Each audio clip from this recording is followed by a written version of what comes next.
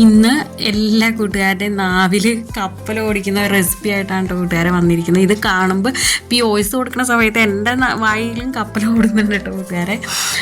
അപ്പോൾ ഇതിന്ന് നെല്ലിക്കാച്ചാർ ഇൻസ്റ്റൻ്റായിട്ട് ഉണ്ടാക്കിയെടുക്കുന്ന ഒരു നെല്ലിക്കാച്ചാറിൻ്റെ റെസിപ്പിയാണ് ഇന്ന് കാണിക്കുന്നത്. ഇത് കൂടാതെ നമ്മൾ ഇത് പുഴുങ്ങിയൊന്നും എടുക്കാതെ തന്നെ നമ്മൾ പച്ചയ്ക്ക് അരിഞ്ഞിട്ട് ഉണ്ടാക്കുന്ന ഒരു പാരമ്പര്യ രുചിക്കൂട്ടിലുള്ള ഒരു നെല്ലിക്കാച്ചാറിൻ്റെ വീഡിയോ ഞാൻ ഒരു വർഷം മുമ്പ് ഇട്ടിട്ടുണ്ടായിരുന്നു കേട്ടോ. അപ്പോൾ അത് കാണാത്ത കൂട്ടുകാരുണ്ടെങ്കിൽ ഞാൻ ഡിസ്ക്രിപ്ഷൻ ബോക്സിൽ ലിങ്ക് കൊടുത്തേക്കാം കേട്ടോ. അപ്പോൾ കയറി കണ്ടു നോക്കിക്കോളൂ. അത് സൂപ്പറാണ് കേട്ടോ. അപ്പോൾ ഇത് നമ്മൾ സ്വല്പം വെള്ളം ഒഴിച്ചിട്ട് നമ്മൾ നെല്ലിക്ക ഒന്ന് പുഴുങ്ങി എടുക്കുന്നുണ്ട്. അപ്പോൾ ഈ സമയത്ത് കാന്താരി മുളക് നമുക്ക് പൊട്ടിച്ചുകൊണ്ട് വരാം കേട്ടോ അച്ചാറിൽ ചേർക്കാനായിട്ട്. അപ്പോൾ നമ്മുടെ വീട്ടിലുണ്ട് കാന്താരി മുളക്. അപ്പോൾ ഞാനത് എടുത്തുകൊണ്ട് വരികയാണ്. അപ്പോൾ ഇനി എന്തൊക്കെ ഐറ്റംസാണ് നമുക്ക് അച്ചാർ റെഡിയാക്കാൻ വേണ്ടതെന്ന് നോക്കാം.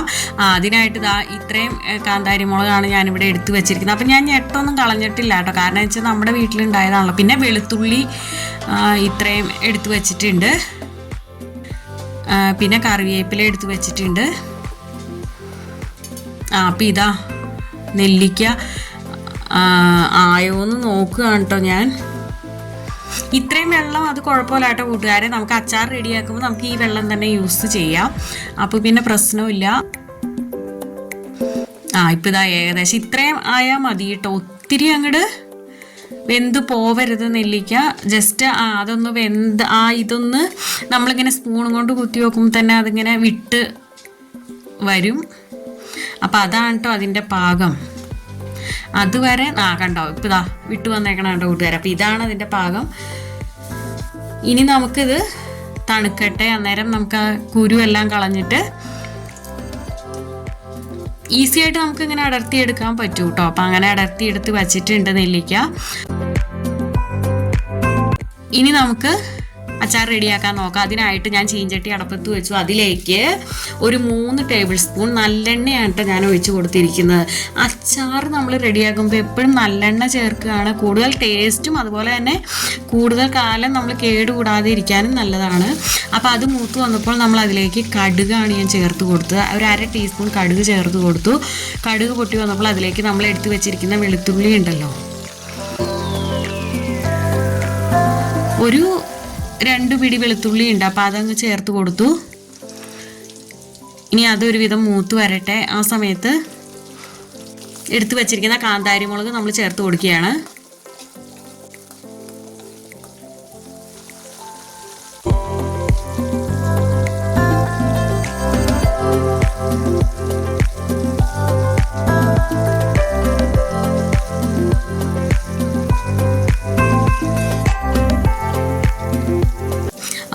ഒരുവിധം മൂത്ത് വന്നപ്പോൾ നമ്മൾ അതിലേക്ക് കറിവേപ്പില ചേർത്ത് കൊടുത്തു. ഇനി ഇത് നമുക്കൊന്ന് മൂപ്പിച്ചെടുക്കാം.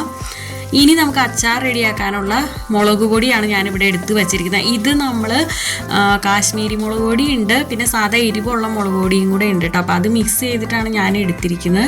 അപ്പോൾ കൂട്ടുകാരുടെ എരിവിനനുസരിച്ച് എടുത്തോളൂ കേട്ടോ. അപ്പോൾ ഇതാവുമ്പോൾ നമുക്കൊരു കളറും കിട്ടും.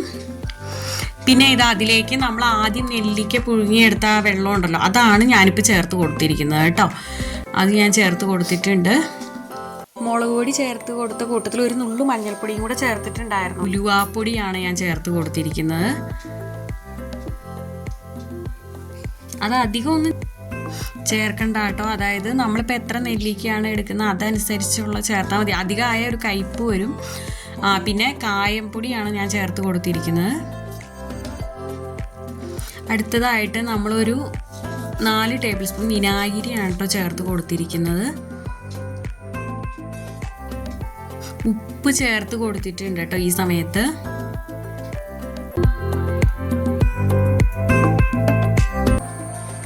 ഇനി ഇത് നന്നായി തിളച്ചൊന്ന് കുറുകി എണ്ണയൊക്കെ തെളിഞ്ഞ് വരുമ്പോൾ നമുക്ക് അതിലേക്ക് നമ്മൾ അടർത്തി എടുത്ത് വെച്ചിരിക്കുന്ന നെല്ലിക്ക ചേർത്ത് കൊടുക്കാം.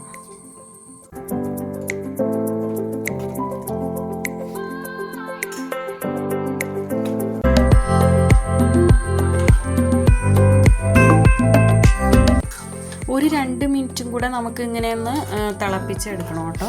അപ്പോൾ ഇത് അച്ചാർ കുറുകി വരും കേട്ടോ.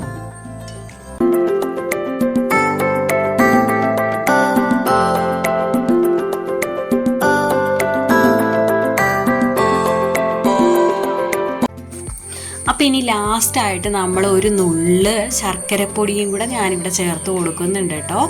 അത് നമ്മൾ ഈ എരിവും പുളിയും എല്ലാം ഒന്ന് ബാലൻസ് ചെയ്യാൻ വേണ്ടിയിട്ടാണ് കേട്ടോ കൂട്ടുകാരെ.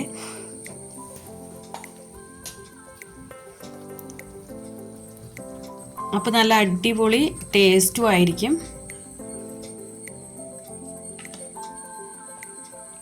ഇപ്പോൾ കണ്ടോ കൂട്ടുകാരെ, നാവിൽ കപ്പലോടുന്നില്ലേ? അങ്ങനെ നമ്മുടെ കിടിലൻ നെല്ലിക്കച്ചാർ ഇവിടെ റെഡി.